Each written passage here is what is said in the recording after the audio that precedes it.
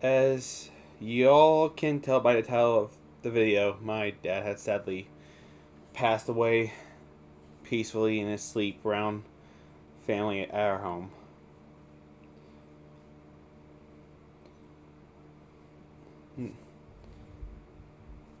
Uh, Not sure. Uh, I know it. He passed away from pneumonia, but oh, I didn't even write that much of a script. I just wrote some stuff here and there, thing. But I'm just gonna start out with how it started, and but it began at the beginning of this year, of July of not January, of 2025. Our dad has been sick. He's been sick with an unknown virus here and there, and well, not here and there, but just an unknown virus or disease that was like making him sick, and he mostly stayed home, at church. I mean, we have kind of two homes. I mean, well, mostly it's our dad's apartment at the church. I used to live when I was a kid. Well, we used to live too, but we stayed there because he didn't want to get me sick, And my brother would like sometimes at night, on some nights, go over there and watch over him. Make sure if he needs anything from us, not from me, but from my older brother Stripes the tiger. So yeah, and yeah, it didn't bother me at first. I thought it was it's just the weather. Hey, it's like the flu season. It's like the spring where whatnot. So hey, it's pretty kind of natural. I mean, and my dad's like only 63 years old, and because I mean, but he did went through a lot of tests here and there to figure out what it was. Like get his some of his teeth like tested on. Uh, he went through chemotherapy as well, and so many in order to fight it. And I'm not gonna lie, I did try to work on my weight, but due to and stick to my diet, but due to the stress of worrying about my dad, I couldn't stop thinking about him because I worried. I just don't want dad to leave, and I was worried he's gonna pass away.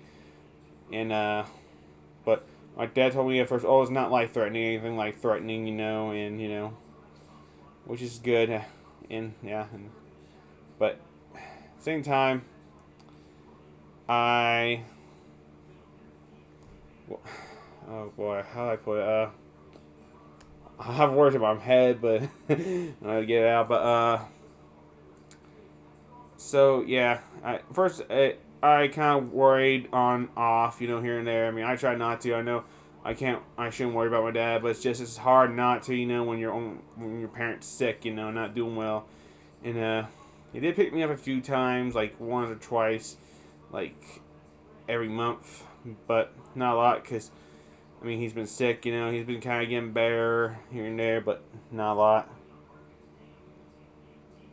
And so he was starting to get skinnier because I learned that he wasn't eating that much when he was sick half this year. I mean, because during his sickness, and next thing I know, that yeah, my brother also took him to his doctor's appointments too, which was like every week, few weeks, or like every two, or one, or once a week or so, and so uh see, my dad, um, I could well this on, but I figure out, I just need to get out, I don't know, so yeah, but Dad started to live with us again, at the house, you know, yeah, he was starting to be on medical equipment here and there, and he couldn't move around much, and yeah, so we did do feedings with him through a tube, and my brother had like Stripes had a bell out there for him, like the ring wherever he needs something. So he rings the bell, we just gotta like go and help him right away. So which was helpful. I mean, I did make a joke to my brother about how he's gonna remind me of that one guy, Hector from Breaking Bad, that rings the bell. That was paralyzed, but that wasn't paralyzed in a wheelchair. And yeah, but I mean, I don't think he was, but he wasn't able to move later on though, uh, cause now I learned after where they cured, where unknown virus disease. I mean, it frustrated me because I really at first I really wanted Dad to feel better because I don't want him to keep getting sick, and but the thing is, the doctors couldn't identify what it was. I mean, because at first I thought doctors can identify whatever disease or virus a person has, no matter what it is. But I didn't know there's still unknown viruses that can appear in the human body here and there, which I learned. So yeah, uh, I also um, yeah, I mean, so when he came back home, yeah. When I came back from work one day, he was starting to be at home now, but he was really skinny to the bone, he was getting weak. So we did hug. He was moving around at first, and my brother was taking him to the hospital and, or to his appointment to check him out. But I remember one night, when we were doing his feeding and all, I think there's something happened, but our dad wasn't doing well, and next we had to call the ambulance to get him taken to the hospital, and my brother had to stay the night or go over there watch over him, or yeah, because I learned that you can sleep in hospital beds. I'm guessing they're visitor rooms to sleep in, with the patient or wherever, or yeah, because I thought there's a limit, you can't stay overnight, if you're healthy, and visit or a visitor to someone, but yeah, that's new. I think changes here and there, but excuse me. So yeah, I was alone at night. I had some nights where I was alone at home. But still, it was fine. Because I understand that Dad's health matters too, and yeah, and next thing I know, Dad's going to the well. He came back home next night though, because we after we did give him his feet and all, I don't know. I know I came back. Well, no. I remember one Saturday morning, around late June of 2025. That we're heading to the store, and one of my brothers, which is a retired cop, was watching over Dad, and so yeah, we'll go to the store, and my brother told me to get what I need, and he didn't tell me what the limit, because we usually have a limit, I can't go over wherever we can't and all, go over and all, so for how much money you spend on groceries, so yeah, but it was, I mean, I didn't think much of it first, because I was a little tired, from waking up, and also I didn't have breakfast yet, so I'm I didn't think much of it, so I just go in there, get my stuff and all. Yeah.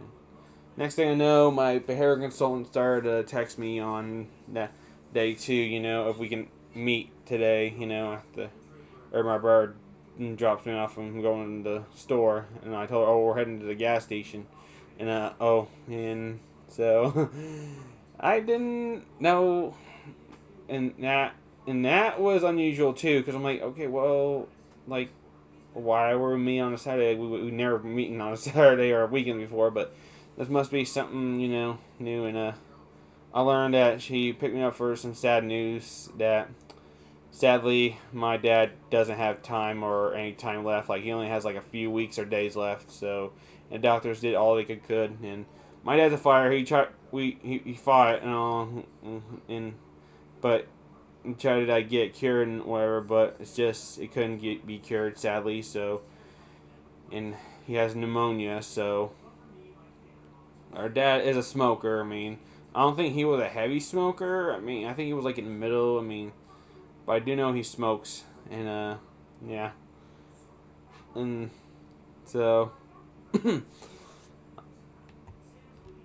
uh,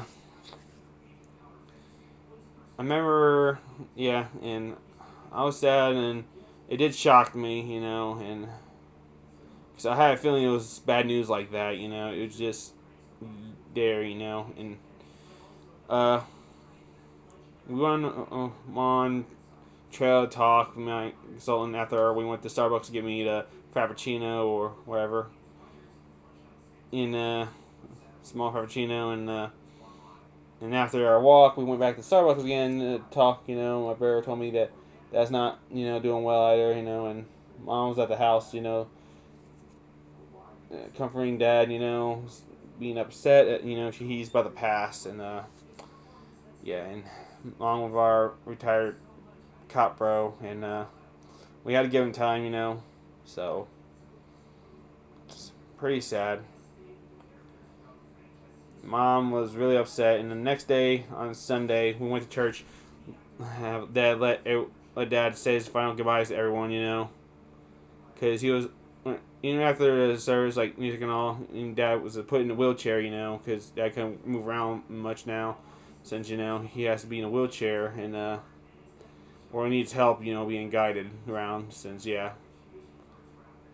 But he was telling how he's getting like much more worse and worse. He's not going up, he's going down, and the pneumonia was like starting to take him out. So, and yeah,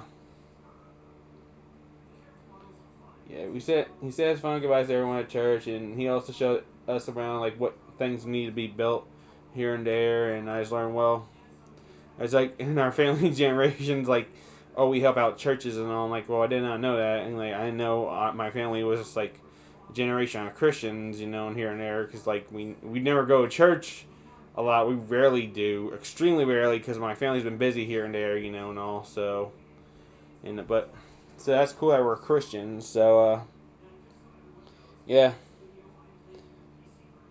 and so even people, our family, relatives, and all, also came to see our dad. Say their goodbyes to him, and just see him one last time before he passed. And so, and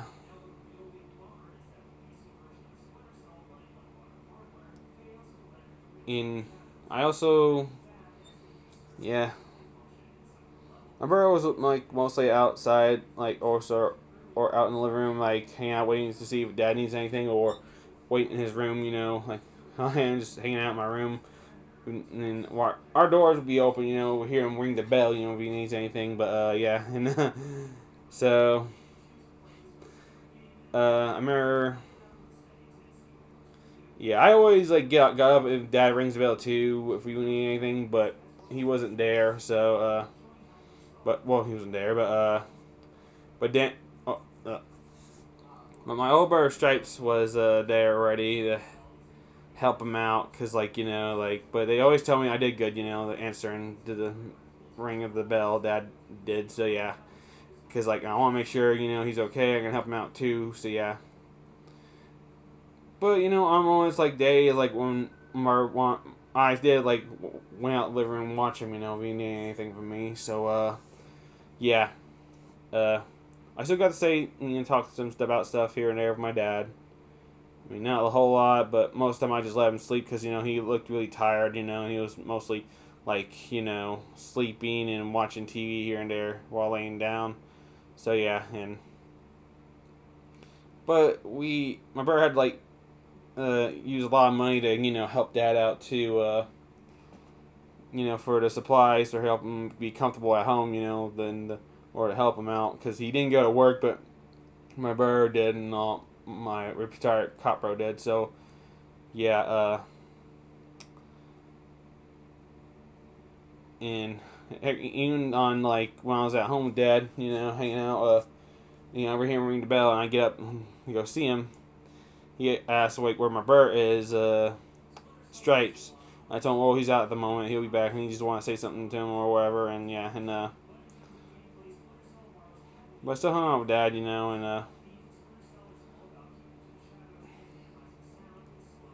yeah, it was pretty sad. Like, but the cool thing is like we got to do is that like we started like become beekeepers, because Dad started watching like videos on bees and all and how to take care of them all.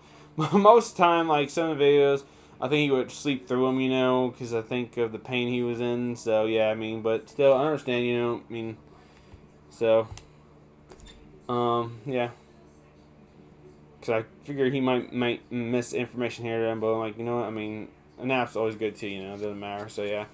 And that we have to be very quiet not to wake him up, because he was out in the living room.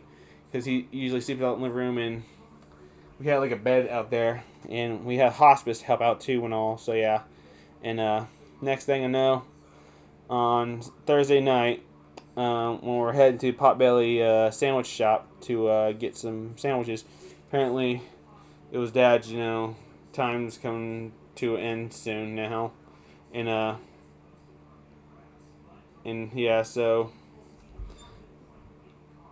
yeah, after all our friends, his friends, and our family members have came to visit Dad, our dad, and also one of my bro's friends, Stripe's friends, came over to see Dad, and one of Dad's friends, that came watch him. And my retired cop bro, he sadly passed away in his sleep while I was in my room hanging out. But peacefully, he but my brother told me, well, that's supposed to happen because, because Dad wanted to, pass away around family and not in a hospital bed because he said that sucks, and he doesn't want that. So, and my brother did give him morphine, in order to ease the pain. I learned it's like a strong painkiller, which I didn't know there's a stronger painkiller type, so ease Dad's pain, and yeah, he passed away in his sleep, so. And my brother, retired cop bro, checked his breathing and all, and yeah, and he wasn't checked the pulse, breathing, everything. He's just gone. He passed, and so yeah, my brother came in my room, let me know he just passed too, and yeah, I was upset too. Yeah.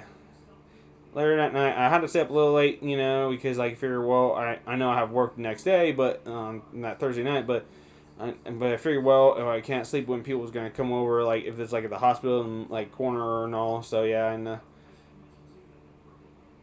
and so yeah, the guy's body and all, and yeah, and I know Dad, he wants to be cremated, and we're gonna have a celebration of life for him, celebrating his life in a few weeks.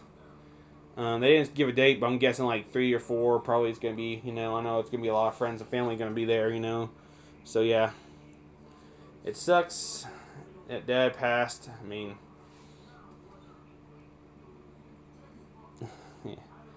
I didn't know how to react because I mostly felt numb and my emotions were really delayed. Because but I learned from my older brother, well, also, I didn't cry much. I only cried a little bit because I remember this one memory of how when I was a kid, and I was playing in this barn, hangout area, one of our old neighborhoods, that we used to live in when I was younger in my elementary school years. That the floor is slippery. I was running around into my dad was on the couch talking to his friend when I slipped and fell and landed on my back, and my dad came over, ran over to pick me up and put me on the couch. So yeah, I was in a lot of pain. I was crying, but yeah, that made me cry a little bit because I know how much my dad cared about me, and yeah, and our mom took it well too because I think she accepted the fact because my brother said something about my brother Stripe says about how when people get to that old age of around their 50s or so, most of their friends are gone, and they it's something they gotta accept, so but we still have mom around, and because at first I thought I would maybe look like I'm some kind of psychopath for not crying for my dad's passing, but I learned that from my retired cop bro that it's normal for people to react to death, differently. Everyone reacts to death differently if their loved ones here and there and whatnot. So yeah, I get rid of delayed motions, feels very sad or cry or not cry. It just depends on the person. So yeah, everyone reacts differently, and so yeah. And I still have my other family members, and right now I'm living my older brother, Stripes, and we're gonna be looking after each other, and so, I mean, I do have that one trip planned to go see my girlfriend still.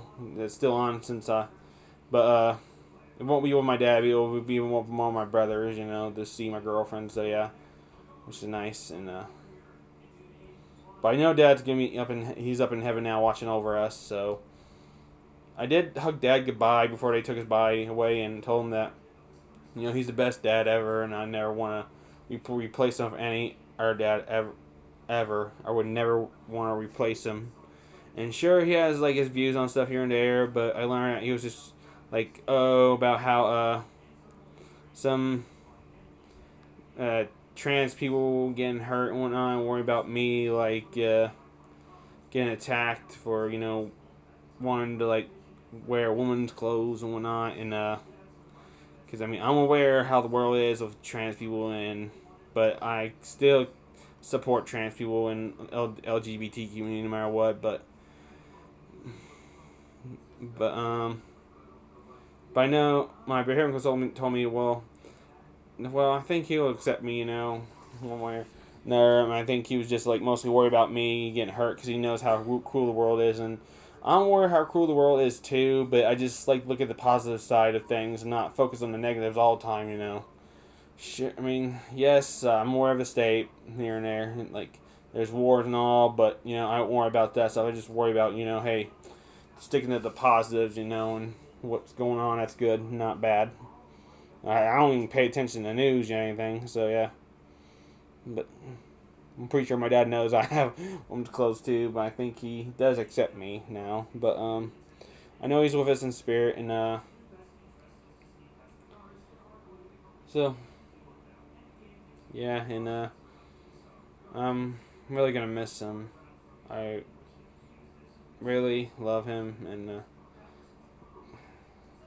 so and remember like, when we also talked at the cafe that, well, Dad's old timer, he might not have take the precautions, for safety and all for handling around chemicals and tools, but my brother already does that, like takes safety precautions and all, because plumbing, and our dad's old timer, so yeah, but but he did give us one good advice to not smoke at all. Do not start smoking. So yeah, I can imagine it was hard for him to get off smoking because I knew. My brother told me one time before he passed that like, oh, he threw his cigarettes away and all, but he still smoked here and there. So yeah, and um, so yeah, um. But I also told him on my tired crop road that I feel bad for not being there for Dad, when out in the living room hanging out, like arresting him. But he said, no, don't feel bad, I'm pretty sure he just wanted you to be you still or want to take care of him, because, like, I guess he just don't want me to be bored or anything, and I know how much he cared about me. I did learn from my retired crop road that he does talk about me a lot, too, when I was not around, about how, now, he does care about the restaurant. He does still love my bird and all, but because like he seemed to really worry more about me because I've some mental health issues and like challenges here and there, being having autism and all. So my dad knows me very well. Um, and my brother told me too, Stripes. I told him, well, I don't want to sound like it's favoritism. I'm like the golden child. I'm not no CEO or anything. I can't bring him the dough that much. He's like, no, it's not like that. It's this. I think it's because of my mental health, and whatnot. So yeah, I'm going through. And so yeah, and yeah, we really care about me because been a lot, especially when he divorced my mom. And my brother went to live with my mom, our mom, and I lived with Dad the whole time. So yeah, And so I did tell my friends and family that about my dad's passing, and yeah, I'm grateful that they tell me they're sorry. They told me sorry about my loss, and yeah, it's sad, but I am good. I really do miss Dad. I mean, it's weird now. It's strange not having him around the house anymore since he passed, but I know he's with us in spirit though, which I'm happy about. Watching over us. Um, so yeah, I really loved him. He's the best. I mean, so yeah, I know he wanted us all to be happy too. So yeah, and well, the celebration of life. Learned that Dad wanted us not to just doesn't want everyone to like mourn over his body when he does pass, at his funeral, because like he just wants people to go somewhere, and hang out and have a fun time party, as people tell stories about his life growing up here and there, but because he didn't want that, he just want because it sounds like when we get with the celebration of life, we just go to say our final goodbyes to him, and they put his body bury him, or well, he wants to be cremated. So yeah, and yeah, I don't know. It's a lot to talk about. So yeah, and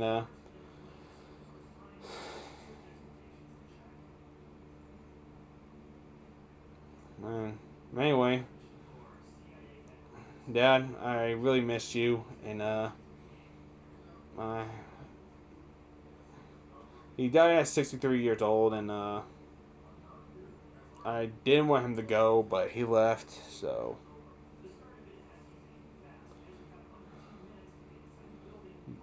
but I know he's in better and peaceful place now, and he's safe. So yeah, and but I'll see him in heaven one of these days too. But right now, I'm just gonna live my life, until then. So, and thank you to everyone who's supported me and telling them, and then for people telling me they're sorry about my loss for my dad, and all, and my coworkers and whatnot. I really appreciate everyone and the little gifts and cards, whatnot. So yeah, I really appreciate it a lot. So we really do have people who care about us around. So yeah, and but anyway, hope you all have a nice day tonight, and I'll see y'all next video. And don't let your dreams be a fantasy, everyone. Bye.